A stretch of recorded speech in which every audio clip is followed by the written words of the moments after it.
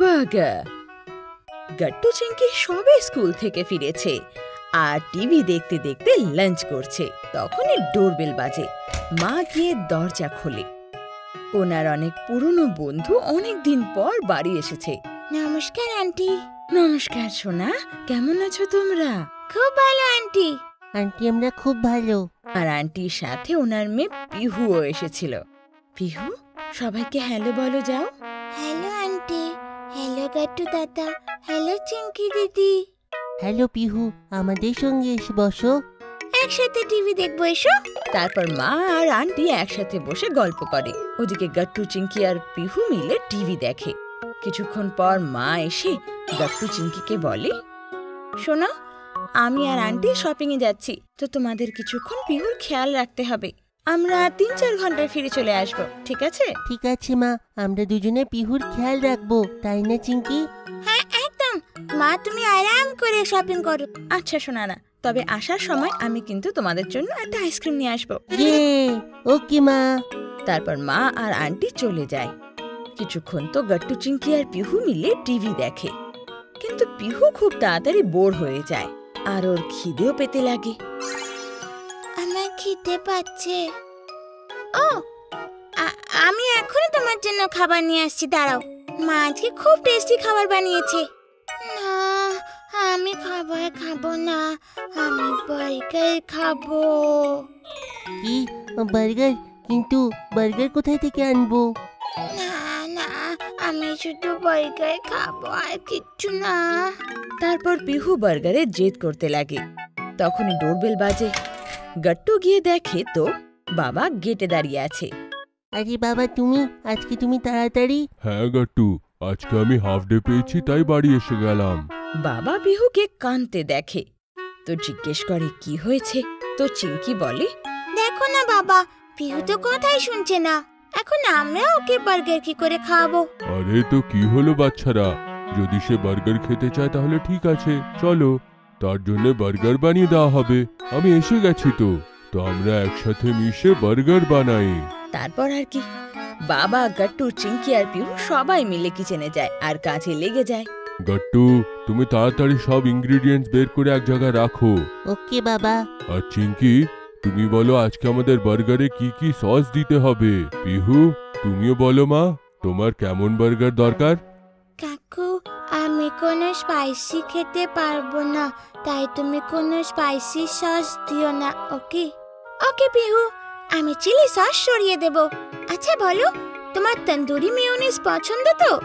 হ্যাঁ হ্যাঁ, আমার এটা খুব ভালো লাগে, ওটা দিও কিন্তু।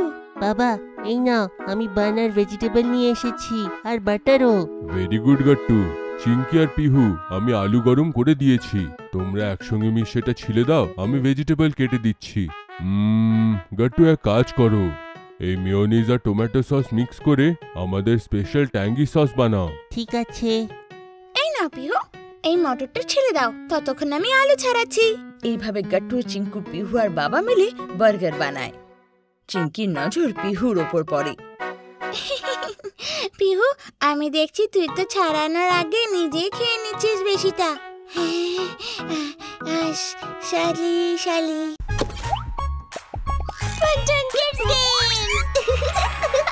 চিংকি, পুনটুন কিডস গেমস এখন লঞ্চ হয়ে গেছে। ওয়াও, আমিও খেলবো এখনই। তাড়াতাড়ি প্লে স্টোরে যাও আর পুনটুন কিডস গেমস ডাউনলোড করো। আমিও ডাউনলোড করছি, তোমরাও ডাউনলোড করো আর ফান শুরু করো। লিংক ডেসক্রিপশনে আছে। তারপর বাবা আলু প্যাটিকে প্যানে ফ্রাই করতে লাগে। বাবা, আমরা কি প্যাটিকে ডিপ ফ্রাই করব না? না গট্টু, আমরা যদি প্যাটিকে ডিপ ফ্রাই করি ওটা খুব অয়েলি হয়ে যাবে। এত বেশি অয়েল খাওয়া আমাদের শরীরের পক্ষে ভালো নয়। হ্যাঁ গট্টু, আমাদের টেস্টের সাথে সাথে হেলথেরও তো খেয়াল রাখতে হবে। হ্যাঁ, তুমি ঠিক বলছো চিংকি। ও হ্যাঁ, মনে পড়েছে। বাবা, তুমি প্লিজ আমার বার্গারে পেঁয়াজ দিও না, কারণ আমার পেঁয়াজ একদম পছন্দ নয়। ওকে চিংকি, আমি খেয়াল রাখবো। আর এভাবে কথাবার্তা আর গল্পের শেষে বার্গার রেডি হয়ে যায়। শেষমেশ আমাদের বার্গার তৈরি হয়ে গেল না? চলো একে সার্ভ করে দিই। বাবা প্লেটে বার্গার দেয়। তখনই ডোরবেল বেজে ওঠে। আর গাট্টু দৌড়ে গিয়ে দরজা খোলে। আরে বাহ মা, তুমি একদম ঠিক সময় এসেছো। আমরা বার্গার পার্টি করতেই যাচ্ছিলাম, চলো একসঙ্গে খাবো। আরে এটা কি হচ্ছে? কিন্তু আমি তো খাবার বানিয়েছিলাম। তাহলে তোমরা বার্গার কেন বানিয়েছো? হ্যাঁ মা, কিন্তু পিহু বার্গার খেতে চাইছিল। ও জেদ করছিল আর কিছু খাচ্ছিলই না। ওহ পিহু, এটা কিন্তু খুব খারাপ করেছো। তুমি সবাইকে বিরক্ত কেন করেছো?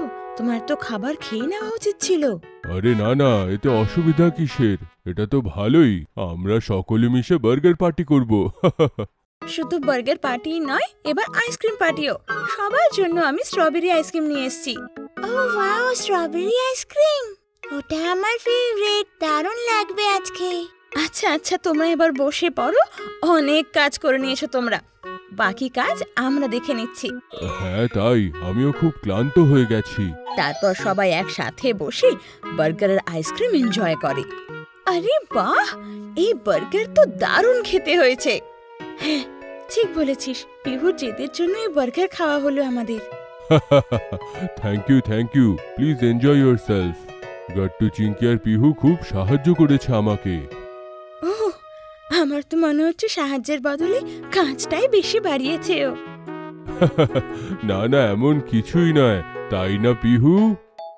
আচ্ছা, এবার বুঝতে পেরে গেছি একদম পিহু কতটা সাহায্য করেছে।